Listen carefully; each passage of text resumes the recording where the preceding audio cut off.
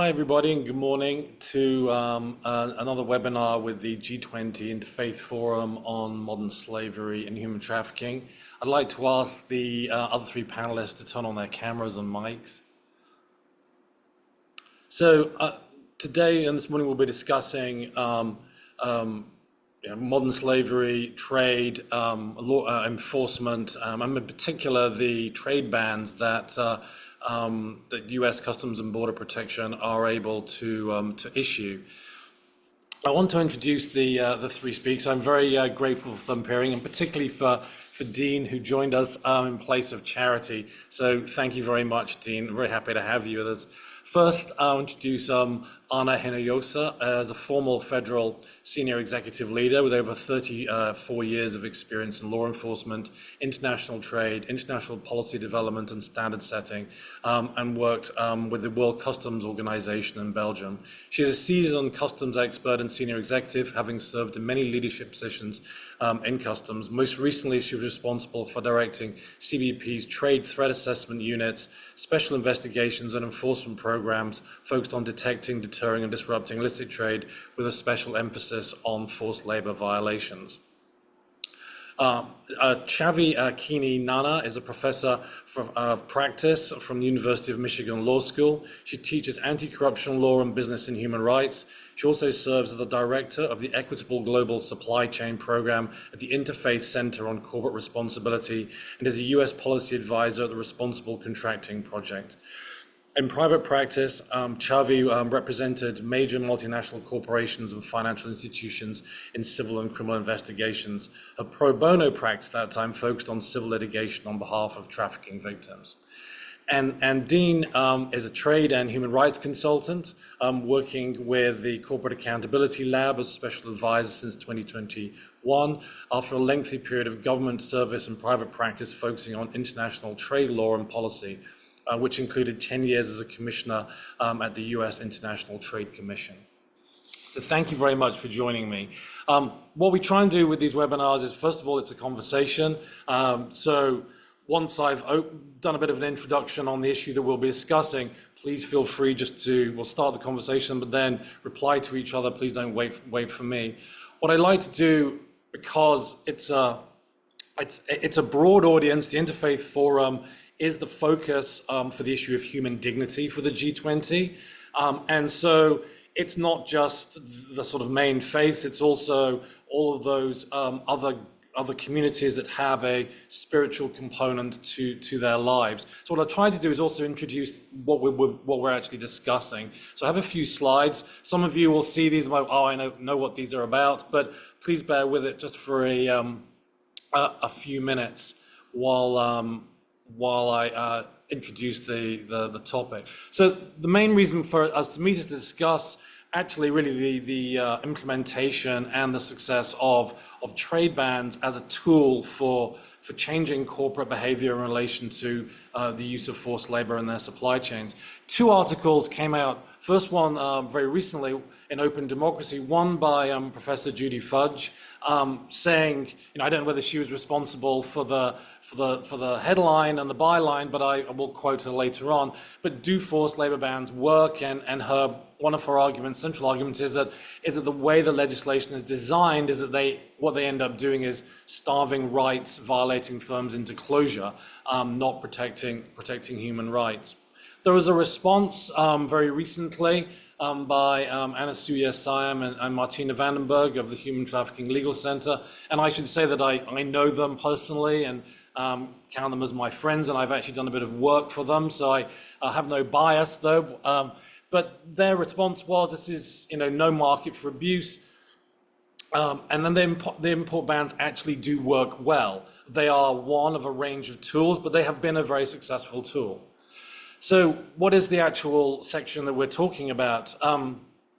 It's quite short in sense, and the speakers will speak to this more, but essentially it's saying that if there are goods and wares manufactured wholly or in part in a foreign country using forced labor, then they're not entitled to enter the ports in the US, and therefore there is an import ban. And that's, and in some senses, is really it. But what does that look like in practice? So in practice, at the moment, there are 52 withhold release orders, WROs, for those not familiar, and a number of findings. And I'll ask Anna to talk about the difference. But you can see there's a lot in relation to Chinese businesses and imports from China, and then in a range of industries and industries and countries. Fishing is an obvious one. Mexico, probably Malaysia, I think is palm oil. The Dominican Republic is aluminium, I think, or aluminum. Salt from Korea. But what does it look like when you're at the corporate level? What are we trying to change with this ban? So we're going to think about stakeholders. Very simple diagram of the stakeholders of any corporation. Finances, stock markets, shareholders at the top. They are not going to be pleased by lack of revenue. Auditors, supposed to be looking at how the flows and the governance, money flows internally and the governance is being structured. And then underneath, the contractual stakeholders, employees, and the customers wanting to buy in the US and suppliers bringing those into the US market. And then on the side, we have the sort of other external stakeholders that might be societal influencers, civil society, and then of course governments and regulators, of which US Customs and Border Protection is one. So a range of stakeholders that will be affected by this. Internally, we have a whole range of stakeholders that quite considerable. So we have directors, internal management control committees, audit supervising director, and then underneath a range of subsidiaries that lead into all the supply chains that we're interested in. And that's worth remembering, that this is not simply, oh, here is a legal entity, it's in or out, it's going to be affected or not. There are a lot of internal stakeholders that some may welcome a ban, may welcome a penalty. I was a general counsel for years. A penalty was a very useful thing to occur on occasion because it gave everyone a cultural jolt inside the business. But other people in sales whose bonuses are tied to their sales will not be happy. And anyone who has a performance bonus, obviously relating to revenue, will not be happy. So all of those behaviors and those attitudes need to be taken into account. So what does it look like sort of writ large? Before I get there, I just wanted to mention the financial and investment stakeholders. This is not a case of just, oh, here are investors, here are people that are bankers. The industry itself has this ecosystem. At the bottom, you'll see the corporation, but above it, whole range of stock exchange, investment banks, investment management firms, pension funds, and then back in weight to the companies and the employees themselves who are investing in those pension funds and insurance companies. So when there is a trade ban and there is a loss of revenue, that is going to affect a lot of different stakeholders, all of which will respond when an event like this occurs. Writ large, what do we see? We see the corporation at the center, we see the global buyers of that corporation and the suppliers underneath it, and the supply chains, and then above, the auditors who are looking at the financial disclosure, looking at the risk management disclosure, and opining on that and signing off on what it's been said. So if the corporation is saying we have no forced labor, we have obviously no criminal liability, the auditors sign off on that, there's a lot of problems when suddenly there is a conclusion by a law enforcement agency somewhere in the world, and the US would be an important one, that is not true. There are the workers underneath, whether those are in the corporation or in the suppliers. And I've left civil society to one side because their influence becomes very important. They can, it's a dotted line, isn't necessarily any contractual arrangements, impact all of these various stakeholders with information, investigation they might have done. And obviously one part of that is to represent the workers in some way, but also to provide information the workers may provide directly to Customs and Border Protection under the mechanism that the law has created, which is providing a petition. So by that ban, there are both current earnings that are lost, and what always concerns me as somebody who comes from the investment world is that people seem to forget future earnings are lost. So if you're an investor or a banker or somehow working for the business and you see, well, we might not get access to the US market for 2 or 3 years, so a lot of future earnings are going to be lost. This is not as solid an investment as it looked prior to the ban. This would not be the case necessarily in much smaller markets. I'm not going to pick a smaller market, but one that is much, much smaller than the US might not be such of a problem if they were banned from entering that to investors and other stakeholders interested in financial performance. So when we are thinking of this, we think about it within the idea of a complex system. This is a representation, a rough, high-level representation of the global food system. If I was to pick a number of WROs that have occurred, some have been in commodities like tobacco, salt recently, palm oil, and so forth, and tomatoes is another one. So we think about when we try and change these systems in order to bias them towards improving workers' conditions, we're not just hoping it's going to be a bilateral. Okay, this company has been banned, that's it, do the right thing. Everybody else is going to adapt to the fact that a company that they have invested in or somehow a stakeholder to that company, particularly if it's a large one, a listed one, everyone is going to adapt to that. So you've got to remember that in complex systems, there is always going to be change of behavior and adaptation. In complex systems sort of application and theory, we look to points of leverage to change the system. And for me, why I was always interested in supportive of the trade bans is that they are a point of leverage to change the system. And of course, the company is the one that is at the center of that change. So I will leave that here. Hopefully that introduces what we're discussing. And I'm going to start the conversation by, I first met Anna probably in her first week when she joined CBP. I was bringing information about tobacco plantations in Malawi, and I remember she was rushed in because she was going off to another meeting, handed the information over. And what I remember is that there was a lot of building to be done, and I felt, as time went on, lucky to watch the Office of Trade actually develop and grow under her leadership. And I want to take her back to that point because one of the questions that Professor Fudge sort of raises is that the design of the legislation and the design of, and I think she doesn't say this, but I think implied as the design of the office leads to this sort of these what she calls, I think really she's referring to suboptimal outcomes. But the design and the building of the Office of Trade is not a straightforward thing. It's not a linear progress. And I just want to take you back to the challenges that you faced as you were building that in order to make it fit for purpose and what those purposes were as they sort of time went on and as they changed. So Anna, if you could start things going with sort of revisit of that period. Sure. And, I'll just thank you for inviting me, Duncan. And I'll just maybe start by saying, you said when I started at CBP, which it's true, I started back at CBP, and by then I had been in the customs field for a little over 30 years. And so I returned back from the World Customs Organization, and I was specifically asked by the commissioner of CBP to take over this role because it had been a role that was under quite a bit of pressure from a number of from all different sources. The law, as you can remember, it changed in 2016. So the changes to Section 307 of the Tariff Act of 1930, eliminating the consumptive demand clause, happened in February of 2016.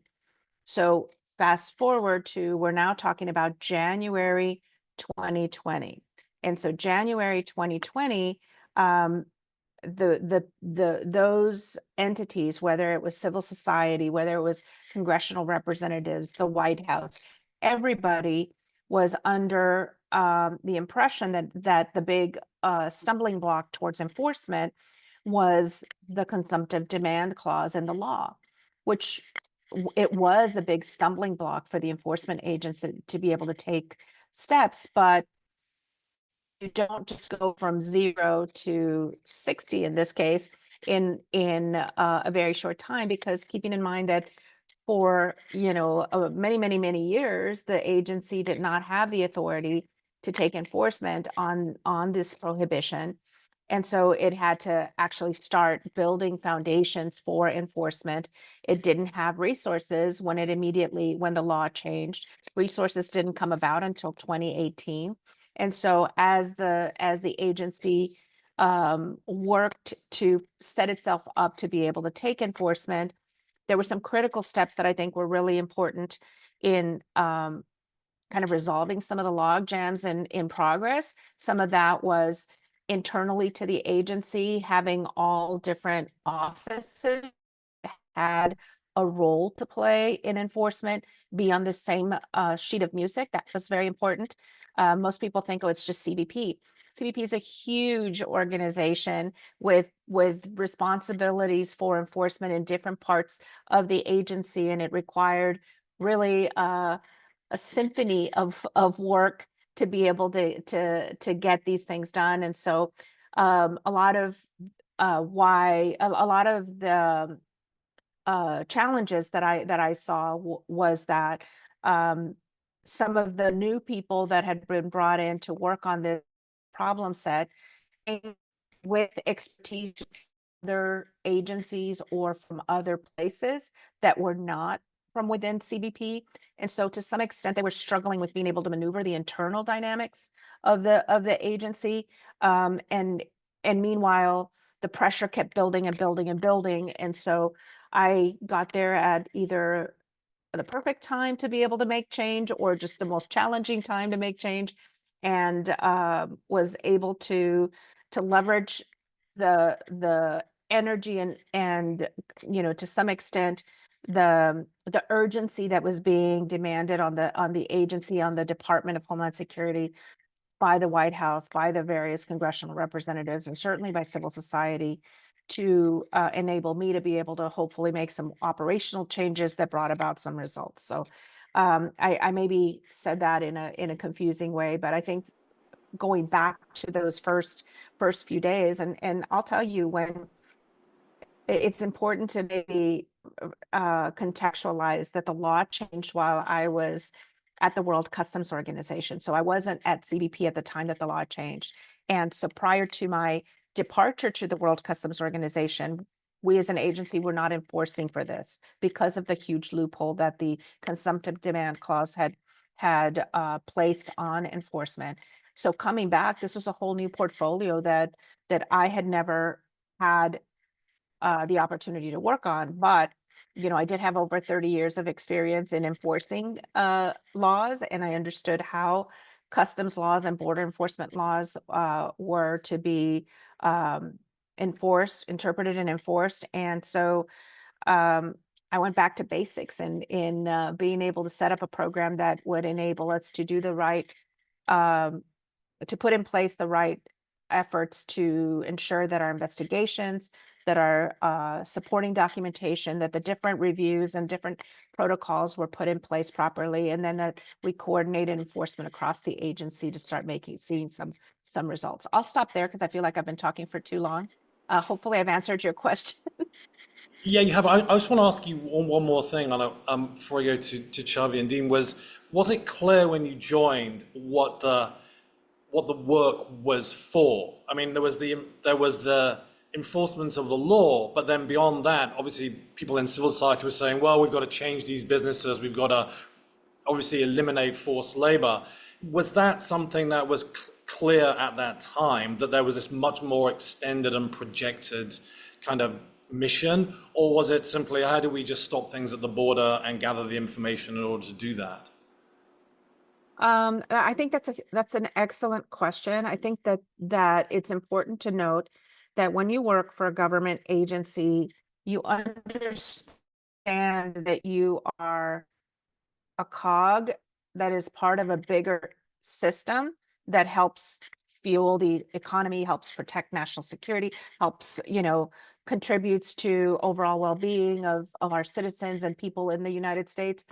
But it's not the sole mission of CBP to change human rights violations across the world. That's not the mission. And so we as an agency, you understand where your role, where your responsibilities, and where your authority extends. And your responsibility is to ensure that you can effect and implement the laws as they've written for your agency, and that's your responsibility. That you understand how that fits into the bigger picture is super important when you're an executive trying to understand where where you're going to impact change or where you're going to help. But it's different than to expect that one single regulatory agency in the US government is going to change human rights violations across the world. That's just not realistic, and certainly not the way the US government works, and not the way any government works. I mean, I've had the opportunity to take a look at the enforcement capabilities of other similarly other countries of similar interests in making sure that products made with forced labor are not imported into their markets. And the challenges that they have are even bigger. They have, their government is structured in such a way that it hampers any kind of enforcement. And so no one single government agency can go at it alone. And I think that understanding the role that a regulator or a regulator agency has in the bigger picture is super important, to being able to contextualize whether that effort is successful. I know we're going to get into the articles a little bit later. I certainly have strong opinions about that, but I don't want to be the only one talking. So I will zip it for now and continue our conversation. Thank you. Chavi and Dean, I'm turn to you first, Chavi.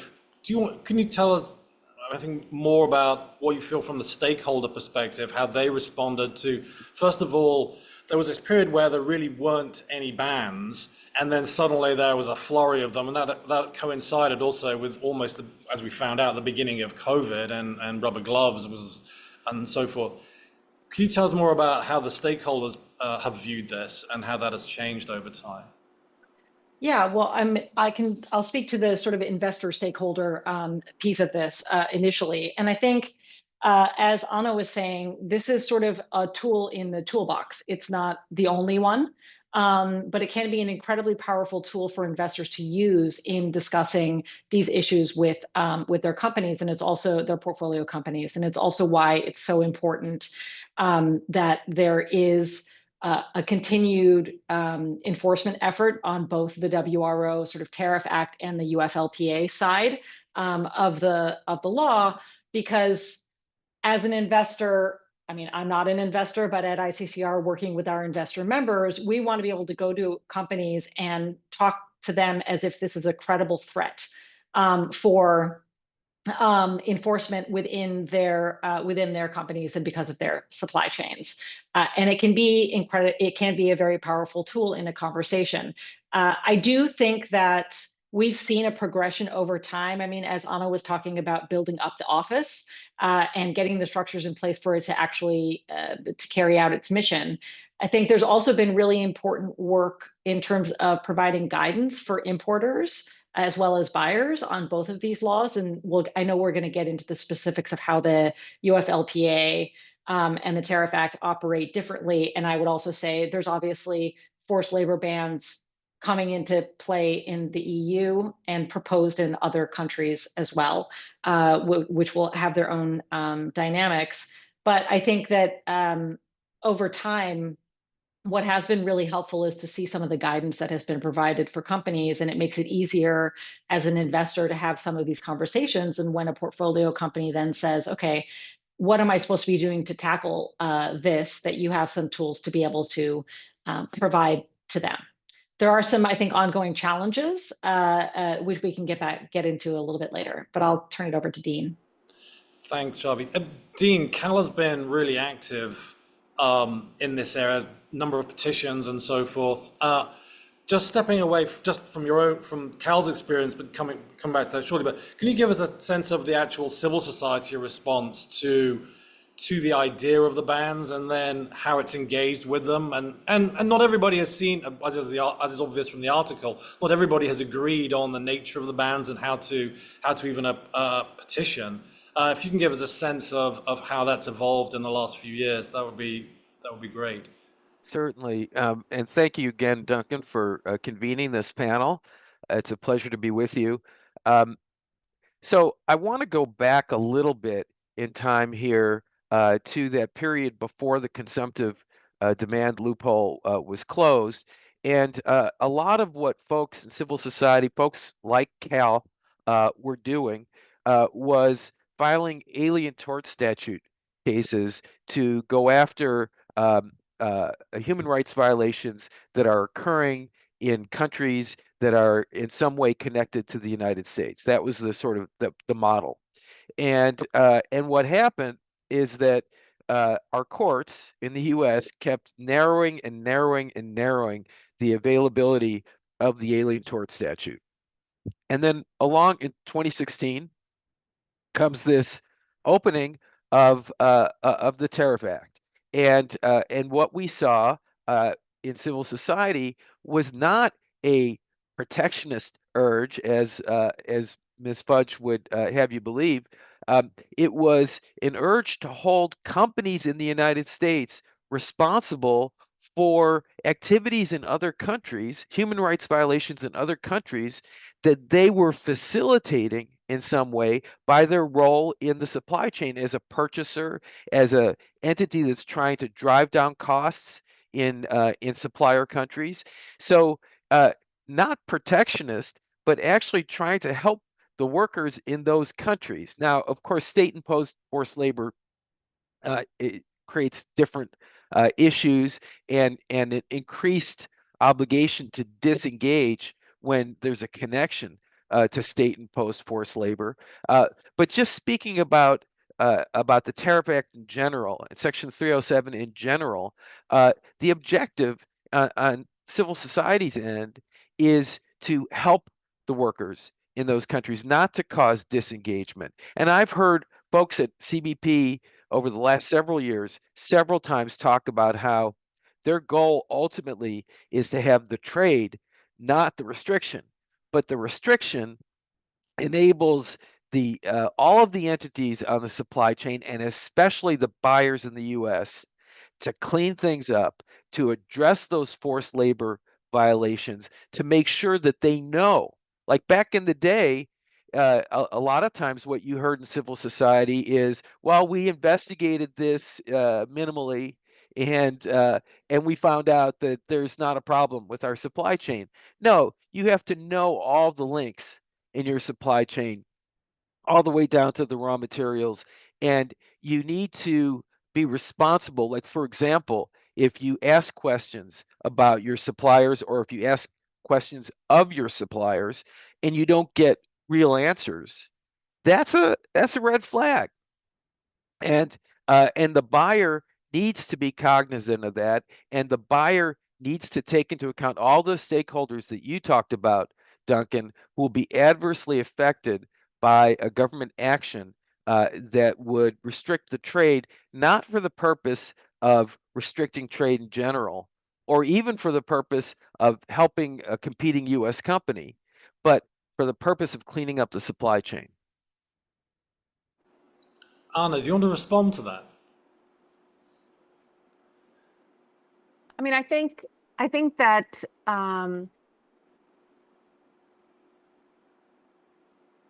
you know, I as Dean was talking, I was reflecting on some of the press releases that the agency put out during the time that we were taking enforcement action when I was there, and certainly the head of CBP at the time, and even the Secretary of Homeland Security over the years have publicly stated the importance of the enforcement role leading to a change in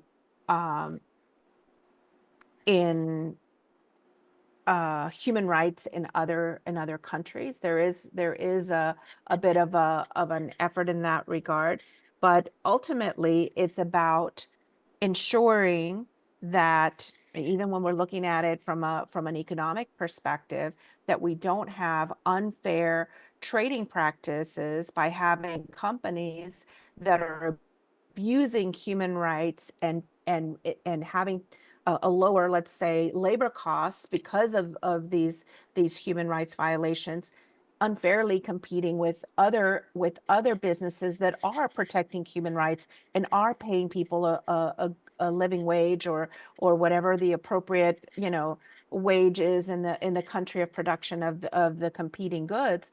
I mean, those are normal things that everybody wants. Everybody wants fair competition. And if you even just look at it from a perspective of unfair trade, it's terrible what happens to the workers. It's terrible what the human rights violations, but also it's not just those workers that are impacted. It's also the other workers from other companies who maybe are going to go out of business because the competition is just not working well. So the law isn't let's do away with forced labor across the world. The law is let's prevent these goods produced with forced labor from coming into our market because it will have an impact for those workers that are being abused in those companies that are being abused, and for those other companies where workers are not being abused but should have a fair share of the market. I don't know if I went off too far on what the conversation. No, Tell me. Chavi. Can I just add? Yeah, I think it's also important to one of the ways that I think about this is the forced labor bans and other forms of legislation. I think some of the human rights and environmental due diligence legislation that's come out as well, even in its slimmed down form, has this in part as its aim and goal as well, which is that it makes it harder for companies to continue to perpetuate a system in which they shift responsibility down to suppliers further down in their supply chain, and that is, traditionally been quite easy to do, particularly as supply chains have gotten more global and more complex, and there really was no expectation necessarily to know what your supply chain looked like. And I think that these forced labor ban, again in different ways with UFLPA and Tariff Act, make it harder for companies just to shove it away from them and say, I didn't know about that, and therefore I have no responsibility to take care of that. If you are potentially on the hook for and in the scope of an enforcement action, then you actually need to start doing a little bit of your homework to figure out what is in your supply chain and where your products are coming from. And again, to take it back to an investor perspective, I think that plays into analyses of short, medium, and longer term risk for the companies in which you are investing. And even beyond the moral case that ICCR investors tend to focus on as well, because ICCR investors have long engaged companies on lots of issues around trafficking and forced labor. When you start to look at the potential for enforcement action, as well as all the instability that can come with a workforce that you're exploiting, as well as operational risk if you get a forced labor ban, that starts to play into a longer term investment risk analysis that should be a part of what investors are looking at with their portfolio companies. Chavi, do you think that investors, I mean, the trade bans, as they started to be issued, created a new kind of moral conundrum for investors? Because they were really at some distance from this issue, as you said, through complex work. Suddenly it's directly affecting revenue. And did you find that investors were like, okay, this actually is now something we've really got to understand how we position ourselves and feel about it? Yeah, so I wasn't. I'll admit I wasn't in this work at the beginning, but what I'm seeing at the time when the trade bans were first in place, so I don't really have a great sense of what the dynamics were at that time. What I see now is that there is still a need for investor education on this. So that's a good amount of what we're doing.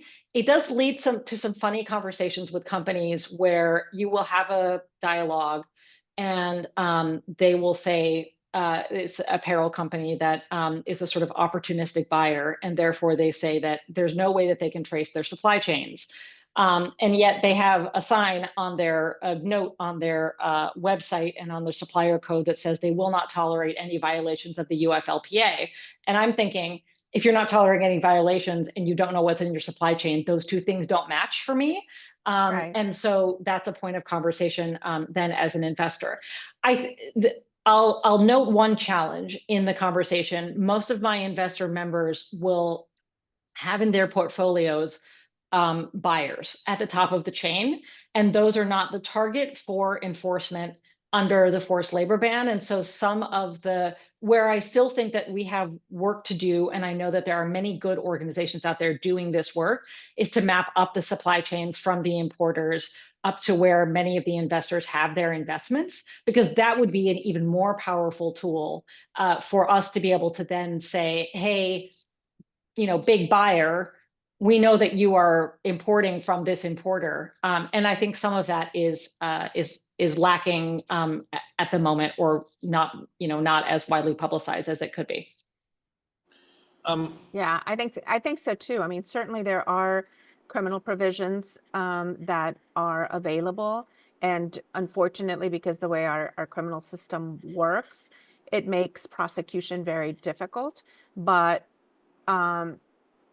in many cases that are just underreported, the some of the prosecutions that are taking place related to this are actually coming across under like False Claims Act or fraud provisions or other things like that, when in fact they really are forced labor enforcement provisions. But because it's so hard to reach that threshold, and because we have a justice system that allows plea bargaining and other types of negotiation on cases, that companies would rather have a fraud charge on their or a false claim charge on their record than a forced labor charge. And so in many cases, I'm sure if we dug deeper and had nothing else to do, dug deeper on all these cases, we would find a lot more cases that have been taken to court, that where there have been some consequences applied for forced labor violations. But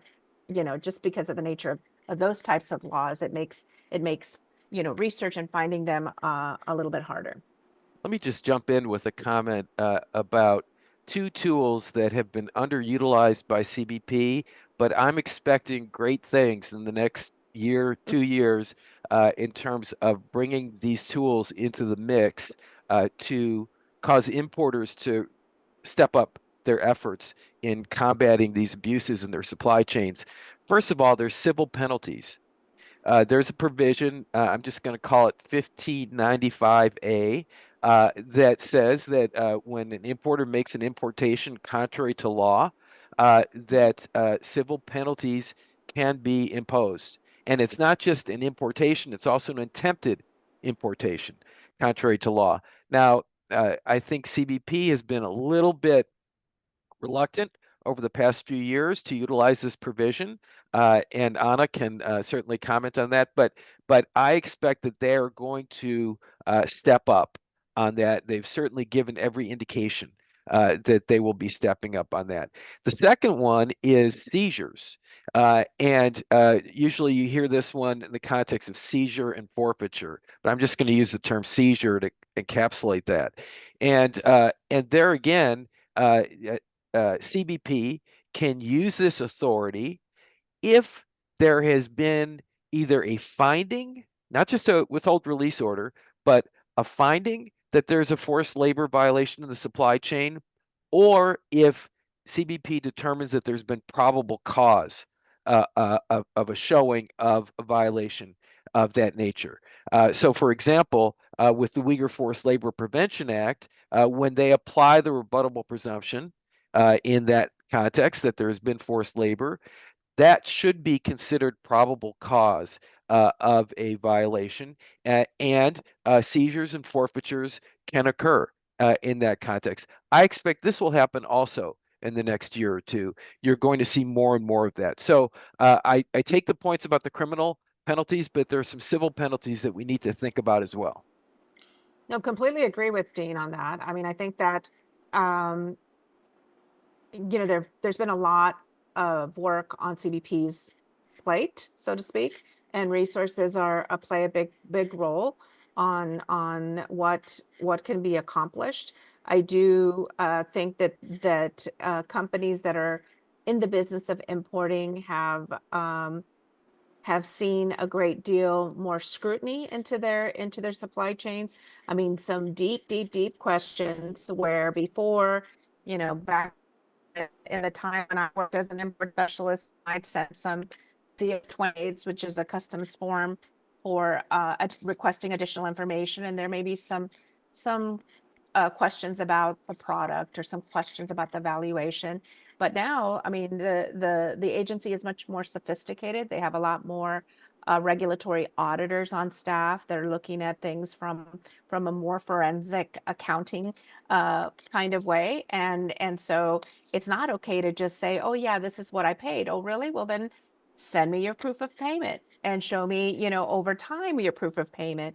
And what other things did you pay for? Because especially now as we're battling, or the agency's battling, I don't work there anymore, but as the agency is battling concerns about origin for multiple reasons, obviously for forced labor related issues, but certainly as there have been some maybe a few changes with regards to the amount of tariffs that are charged on products.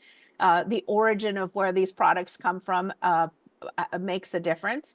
And so there are a lot of questions asked, a lot deep questions asked, and companies are now struggling. I like to think that when we started doing forced labor enforcement, we actually started training companies in getting transparency into their supply chain. So we actually help them. They're in a better place today, thanks to our forced labor enforcement practices from 2020, 2021, because they've prepared themselves. They've come a long way. I think many companies have come a long way with regards to transparency into their own supply chains and putting in place traceability that would, in many cases, include origin verification. Can I come in on that briefly? So, Duncan, I think you had a slide up that just showed sort of all the different actors, also internal to a company. And as with many sort of enforcement areas, you often then have to bring together parts of the company that didn't necessarily talk to each other all that often. And so here, you know, you're bringing legal and procurement into conversations where they wouldn't necessarily have had before. And I think that obviously has a number of different knock-on effects within the business itself, and requires education and time to build those conversations in a constructive manner. It's helpful in an investor conversation as well, because now when we go into those, we request people who have knowledge of procurement and supply chains, and often have a better chance of getting somebody on the line, even though we were previously having conversations about supply chains. When it also has to do with a law, then you're more likely to get the right people in the room for, you know, because there's a little bit more of a sense of urgency. I also think that in terms of tackling the supply chain, I think we're going to get to, I want to get to prevention and remediation and before we close this hour. But there is also some evidence in a preliminary review from the Policy and Evidence Center at Oxford that these forced labor bans are prompting some of the larger suppliers in the global South to start changing their practices in order to, because they have felt the impact of bans. And so I think that is a really important, if that is happening, this is preliminary sort of analysis, but if that is happening and happens on a more widespread basis, that will be a really important tool in thinking about affecting change across the supply chain. Thanks for that, Javi. That's we're going to talk. I think we must talk about the impact and the two articles before we come to the hour. But going back to that idea of the adaptation and sort of changes in the global South. I mean, as a complex system, all of the actors will adapt. Some of them will adapt in ways that we want, but some of them are going to adapt in ways that we don't. And I always find it kind of strange to listen to people saying, well, now they're doing things that we don't want them to do, but they're going to do that. And that's what businesses do. They're going to look for their version of a way out. Some people's way out is to comply. Some people's way out is just to double down on what they're doing. and people just don't realize, or they somehow are optimistic and there's a confirmation bias in there. What I want to do is talk about the two articles. Those who haven't read it, what I'm going to do is just, I plucked out some quotes. So this is from Judy Fudge. There is also evidence that bans can be have unintended effects that are harmful to workers. For example, there is nothing to stop a lead firm in a global supply chain from somebody cutting ties with a supplier who has been issued a WRO. Some might say that that's the whole point. Exploitive firms should be starved of contracts until they close. But without a safety net, workers are sacrificed under this approach. They lose their jobs and wages with no guarantee that their next employer, if there is one, will be any better. In reply, I've plucked this paragraph out from Anasuya and Martina. Section 307 of the Tariff Act isn't perfect, but it's powerful. We can't let the perfect be the enemy of the good. Human rights groups see import bans, especially when paired with strong due diligence laws, as game changers. Import bans push companies to address forced labor in their supply chains in ways that voluntary corporate social responsibility measures never have. That is to be applauded, not condemned. So I want to just throw it straight out to Dean, if you can start with, is this debate of impact. You're filing petitions, you've had some WROs issued from those. Has the impact, how have you calibrated what you're expecting as impact and what you found as impact? So thank you for the question. I think that it's really important to view the claims that Professor Fudge makes in the context of the efforts of organizations like CAL. The idea that it's all protectionism or all disguised protectionism, I think is just flat out incorrect. And it misses a dynamic where you've got lots of cases like frankincense from Somaliland or salt from Korea, where it's really hard to make the argument that that the case has been filed in order to support a domestic industry. So there's that, and then also the idea that you cannot use this law, Section 307, in order to trigger and stimulate worker-centered remediation is also flat out wrong. Yes, the law doesn't stipulate that that's the kind of remediation that's going to occur, but the law enables the agency to take reasonable actions to address forced labor violation and to get companies to think about what they're doing to either to incentivize or disincentivize that kind of behavior. So, for example, Cal has certainly been open to conversations both with the Department of Labor and CBP and with other entities in which we discuss what a worker-centered remediation process would be like. And the idea is that CBP, which may not or may choose not to identify exactly what program has to be employed in order to eliminate the conditions leading to forced labor, that's their decision, right? But if they do that, they can still evaluate a program that is intended to eliminate the conditions leading to forced labor by empowering workers. In our view, that's the only way to really sustainably eradicate these practices. It's to give workers a voice and make improvements in the conditions that affect their lives directly. So that includes the ability to grieve when there's a problem that is arising in the workplace. It includes just basic human working conditions that are often deprived, that the workers are deprived of. And it also means that the company has to pay a wage and not hold economic weapons over the workers that deprive them of their livelihoods. Yeah, I want to jump in if I can. I mean, I think, this is a conversation that we could be on for hours and hours. I think, kind of tagging on to Dean's comments, I think a huge, of course, I see it more from my time in the government, and certainly now that I'm outside the government, looking at it from the private sector's perspective. But when I was with the government, really having the interagency of the U.S. government be so focused on CBP's enforcement of the prohibition against forced labor is huge, that so many agencies within the US government were hyper focused because they had a role to play in different parts of that were connected to this.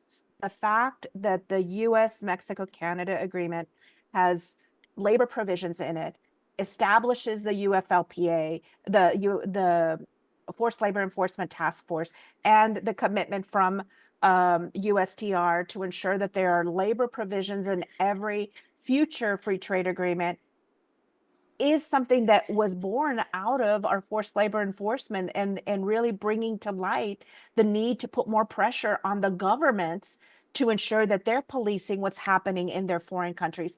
I think saying that it's not, obviously I'm biased because some of the work that I did is being criticized, but I just think that it's important to recognize the wins. It's the wins are huge. I've seen countries who, I mean, and I'll tell you, my experience was first it's the company and then it's the country that go through these 7 stages of grief. No, impossible, not us, can't be us. There's no forced labor here. And then, over time, as they started getting impacted financially, whether it's the company themselves and then the country, then they start looking at it from different phases of grief and then coming to the realization, okay, maybe we can make some changes that will put in place. Malaysia, for example, never had a housing standard for migrant workers. It's no secret that Malaysia has to import foreign workers to enable all of the industrial manufacturing that they have there. To have a basic standard of living for migrant workers is super important. It now gives I think migrant workers at least some kind of law to complain against. When there is no minimum standard, then there's nothing out there for them to say, we're 200 men living in one room with 4 toilets. Nothing that says that's not okay. And so I think a lot of change has come about, and I find it a little maybe too myopic to not really recognize the overall change that has happened in many countries, certainly within the coalescing of the US government agencies to work in a much more coordinated fashion to bring about that change, recognizing that no one agency has all of the responsibilities, but collectively a very strong team to move forward on this effort. Xavi? So yeah, a couple, I guess 3 points, not even really in response, but to add on. Perfect. Since unfortunately or fortunately, we I think agree with each other. So I think it has sent a very important signal, I think, that in response to the Tariff Act and the UFLPA, the EU and now a number of other countries have said we are going to have passed or planning to pass or want to review our own forced labor ban legislation, because we don't want to be the recipient of the goods that are being dumped from the US that may also be tainted by forced labor. And I think that has the potential, at least, for changing parts of the system, or raising the bar. Second, I think that this has been an iterative process in terms of understanding and articulating what is required of companies and what remediation looks like. So I think of this, if I look at the trajectory, I think of it in many ways similar to the growth of guidance for companies on how to comply with the Foreign Corrupt Practices Act in the era when it was still enforced more robustly. But over time, the Department of Justice came out with increasingly detailed guidance on what companies actually needed to do to be able to comply with that. And I think we've seen that over time, both with guidance for importers, but also in the articulation in press releases and in conversations and public statements, that notwithstanding the fact that there is nothing in the law that talks about remediation, that the expectation is that there will be remediation, that it will be worker-centered. And I think that then puts the onus on companies to have done homework ahead of time so they get more quickly to the point of being able to show that they have done that type of of remediation. And then finally, I think that if we get to the point where we're seeing suppliers start to adjust some of their behavior and expectations, it might also put more pressure on buyers to support their suppliers in those efforts. That's one of the aims of the responsible contracting project that I work with, and contracts can be a tool in that effort as well. But I hear very often from suppliers that they're being asked to do a lot of things by buyers and not being provided with any support. And this has the opportunity, I think, to change some of that. I'd like to mention two corporate responses that I would actively discourage and that I would encourage the U.S. government to look into. One of them is known as bifurcating supply chains, and that's when they send the product that would be banned in the United States to markets where it's not banned or it's not actively enforced against, and then they send clean product to the United States or to other countries that maintain effective import bans. I think that should be addressed through, for example, Section 301 of the Trade Act of 1974, where this is a practice that is harmful to U.S. companies that are abiding by the law, and it creates a competitive disadvantage for them. So I think the government should look into that. Another corporate response that CBP, I believe, is looking at and will be looking at is transshipping through third countries to the United States to disguise where the product is coming from. This is particularly an issue when it could be a UFLPA violation coming from the Uyghur region or coming from a company on the entities list. So in that kind of a situation, there's an incentive to disguise where the goods are coming from. And that's something that I know the U.S. government is engaged in investigating.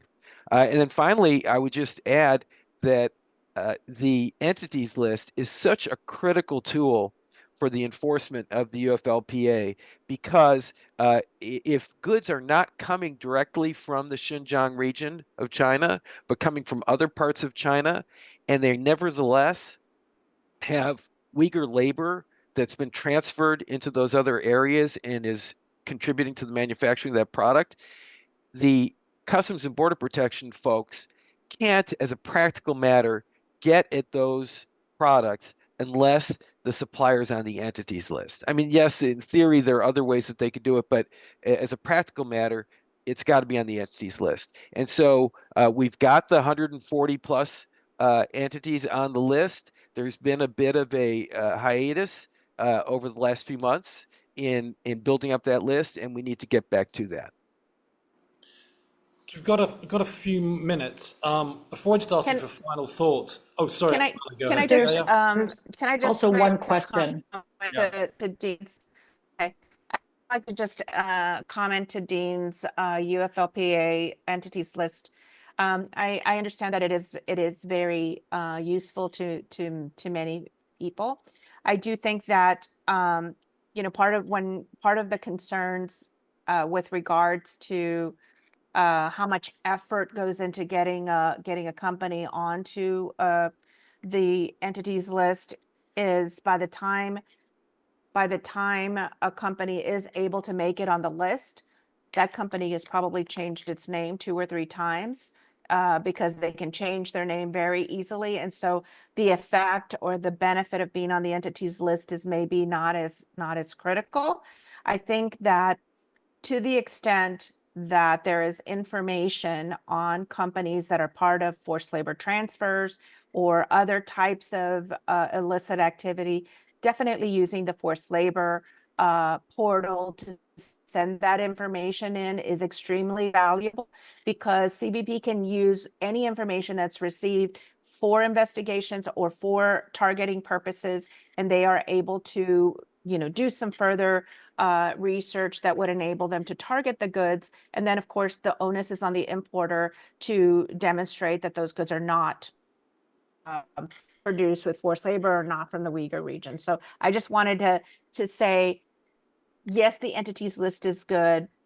Don't put all the faith in that. If you know of something, and that may take a long time to get companies on the entities list, send in your information because CBP can still take some action on it if they can sufficient information. So I'll stop there. Go ahead, Duncan. Thanks. So last question, there's a question which is about almost second order impact, which is how can the ban be used to protect those individuals who are working in the local country with the workers that are obviously just, are stakeholders there, often exposed to retaliation. Charvi, any thoughts on that? No, I'm going to pass that one actually to Dean, at least in the first instance, because I suspect that he has more on the ground impact experience with that. Can you explain your question a little bit more, The Duncan? question is really how the bans can be used, if at all, or how the process can be used to protect civil society, for example, who are on the ground with the workers in the company where the factories are. Yeah, so obviously the economic incentive to get back into the U.S. market, or for that matter, the European market or another market, is a powerful incentive to compliance with the law and to improving the working conditions. But there's no substitute for civil society getting down into those countries and talking to the workers and reporting on the conditions that are affecting those workers. I will tell you that to just take an example, we had folks down in the Dominican Republic talking to sugarcane cutters whose conditions were not being appreciably improved as a result of the withhold release order.